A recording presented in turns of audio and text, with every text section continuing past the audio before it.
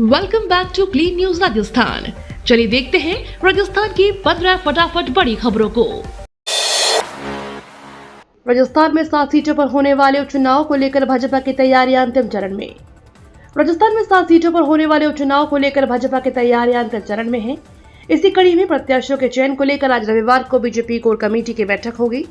हालांकि अभी तक चुनाव आयोग की तरफ से उपचुनाव को लेकर कोई घोषणा नहीं हुई है।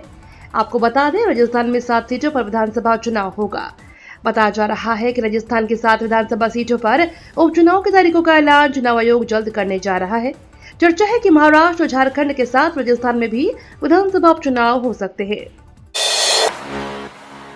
दिवाली से पहले राजस्थान के कर्मचारियों की बल्ले बल्ले।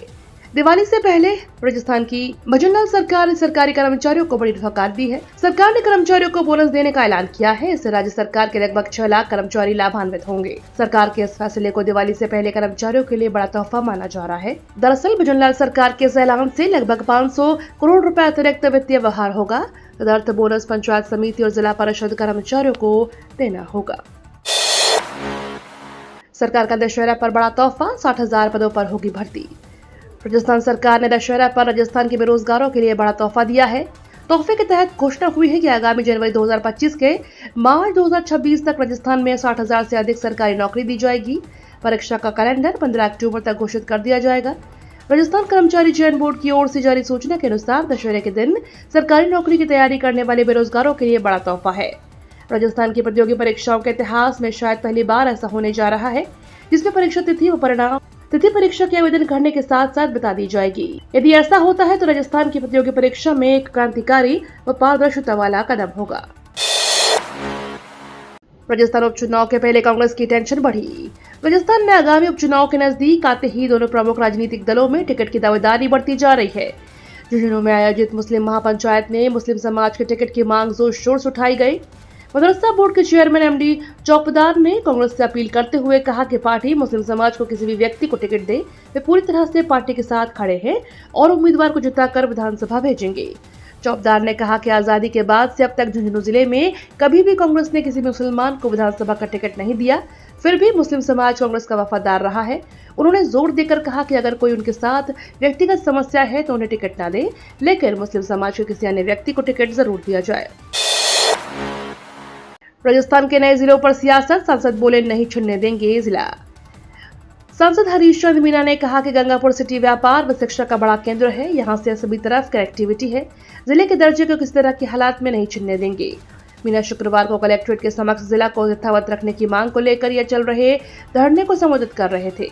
उन्होंने कहा कि जिले को बचाने के लिए भले ही सड़कों पर उतरना पड़े, यह कांग्रेस या किसी एक पार्टी की लड़ाई नहीं है, यह आम जनता की लड़ाई है। इसके लिए आम जनता ही आगे आएगी। यहाँ तेल मिल चावल मिल रही हैं। उन्होंने कहा कि जिले को छीनने का जो भी प्रयास कर रहे हैं वो जनता को कैसे मुंह दिखाएंगे। जनता उनको गांव में नहीं घुसने देगी। हालांकि उन्होंने आगामी 14 तारीख को होने वाले विशाल धरना प्रदर्शन में आने में असमर्थता जताई। आखिरकार खत्म होगा 3 साल का इंतजार।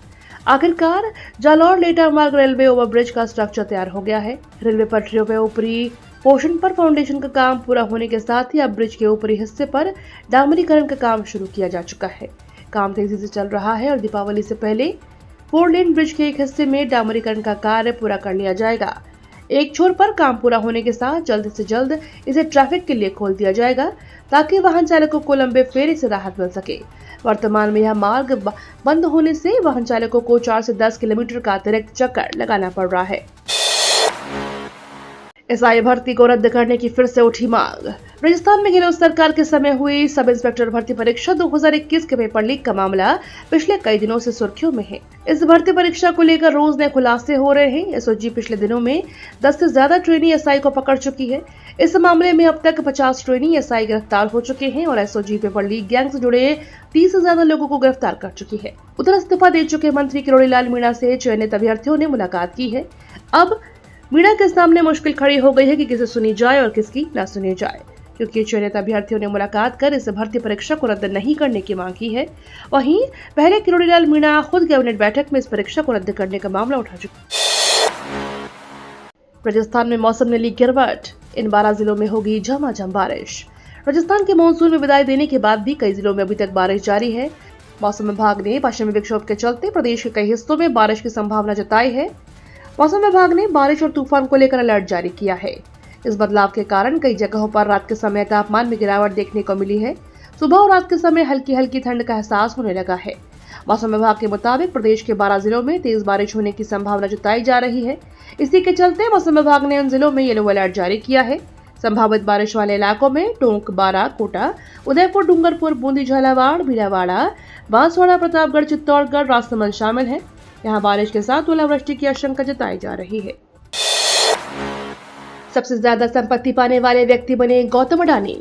गौतम अडानी की कुल संपत्ति बढ़कर 116 बिलियन अमेरिकी डॉलर हो गई है, जो पिछले साल की तुलना में 48 बिलियन अमेरिकी डॉलर ज्यादा है और किसी भी भारतीय की तरफ से एक साल में सबसे ज्यादा है। इसके साथ ही फोर्ब्स की ओर से उनकी कुल संपत्ति का मूल्यांकन अब 116 बिलियन अमेरिकी डॉलर हो गया है। बुजुर्गों की परेशानी देखकर गुस्साए सीएम भजन लाल। राजस्थान के मुख्यमंत्री भजन लाल शर्मा भरतपुर के 2 दिवसीय दौरे पर हैं। इस दौरान उन्होंने सर्किट हाउस में जनसुनवाई की।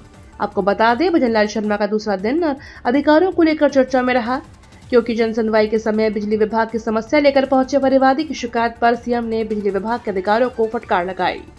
दरअसल मुख्यमंत्री शर्मा ने भरतपुर में जनसुनवाई के दौरान जनता की समस्याओं को गंभीरता से सुना।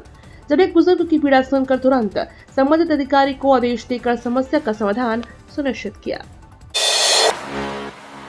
एसआई भर्ती को लेकर बोले मुख्यमंत्री भजन लाल शर्मा, कमेटी की रिपोर्ट के आधार पर लेंगे निर्णय। सब इंस्पेक्टर भर्ती परीक्षा 2021 को लेकर मुख्यमंत्री भजन लाल शर्मा ने बयान दिया है। मुख्यमंत्री ने कहा कि एसआई भर्ती को लेकर कमेटी गठित की गई है।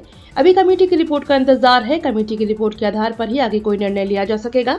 वहीं शनिवार को शहर के सर्किट हाउस में जनसुनवाई के दौरान कई अभ्यर्थियों ने ज्ञापन सौंपकर एसआई भर्ती को रद्द करने की मांग की थी।